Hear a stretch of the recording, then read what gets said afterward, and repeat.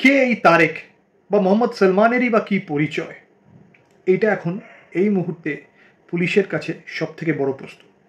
দিল্লি বিস্ফোরণের খবর আপনারা শুনছেন, টিভিতে পড়ছেন, বিভিন্ন পোর্টালে, কিন্তু আপনারা এই বিষয়টা খেয়াল করেছেন কি?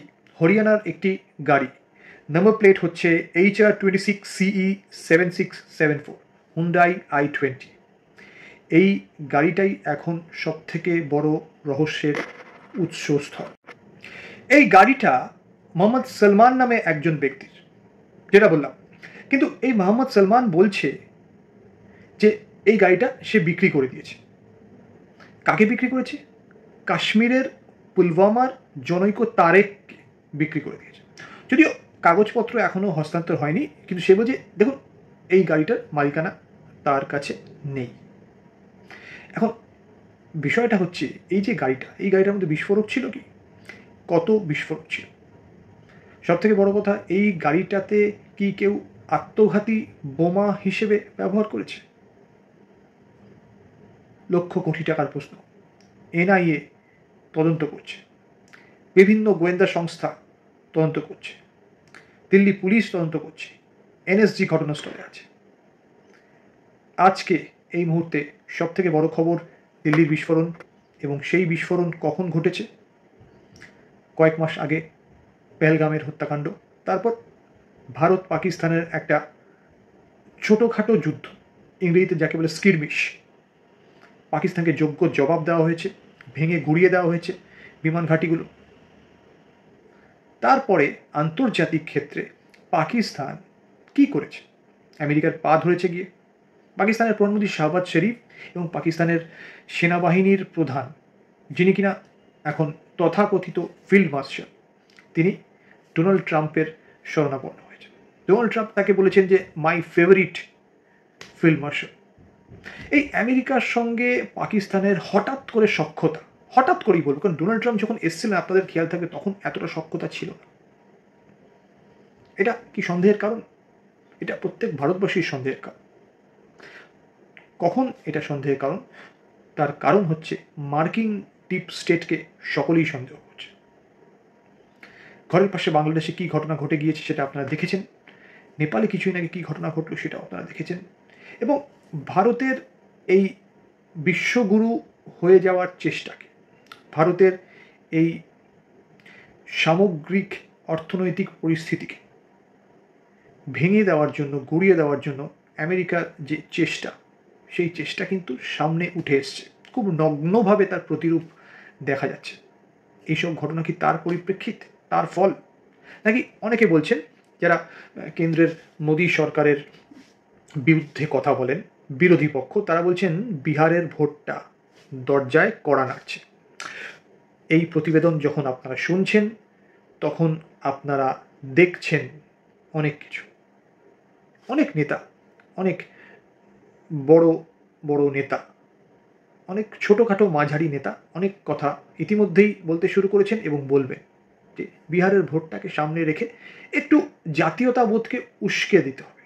এই জাতীয়তাবোধ কিন্তু স্বাভাবিক জাতীয়তাবোধ নয়, এটা একটু অস্বাভাবিক জাতীয়তাবোধ।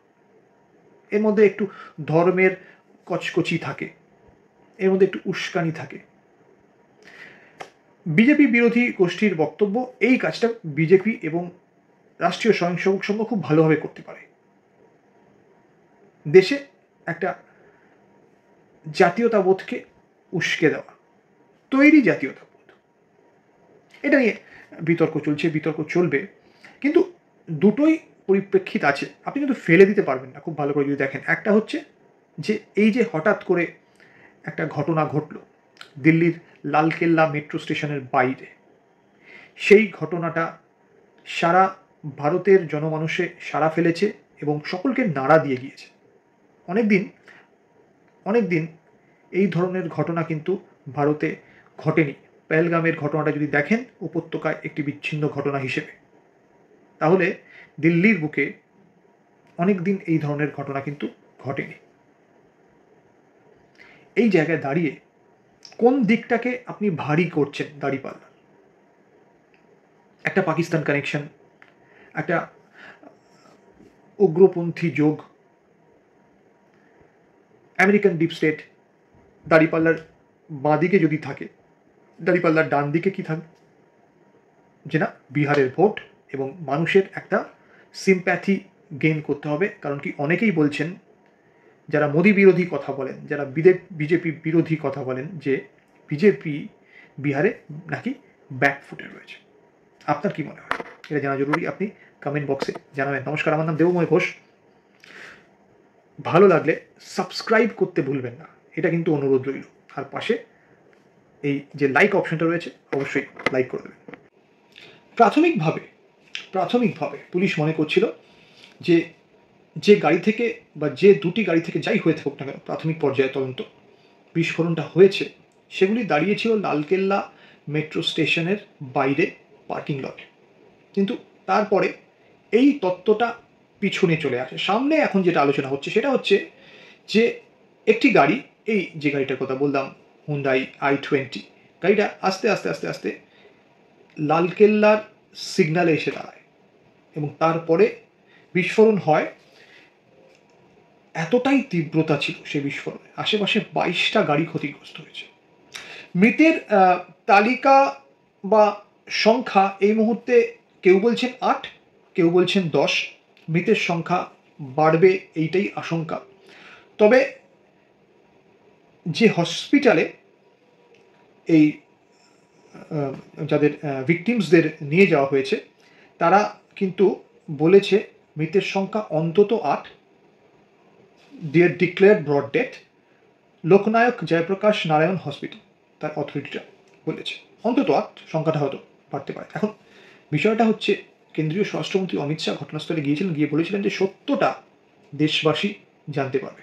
আমরা অপেক্ষা থাকবো সত্যটা জানার। আমরা দেখব যে কি হয়, কতটা সত্য আমরা জানতে পারি, কেন্দ্রীয় সরকার কতটা সত্য দেশবাসীকে জানবে। কিন্তু একটা কথা মনে রাখবেন, এই সব ঘটনা না সম্পূর্ণরূপে 100% সত্য আম জনতা জানতে পারে না, সাংবাদিকদের কাছে কিছু অ্যাক্সেস থাকে। এটাও আমি আপনাদের বলে রাখি যে সংবাদ মাধ্যমে কতটা বেরোবে সেটা কিন্তু সম্পাদকরা বুঝে শুনে বার করবেন।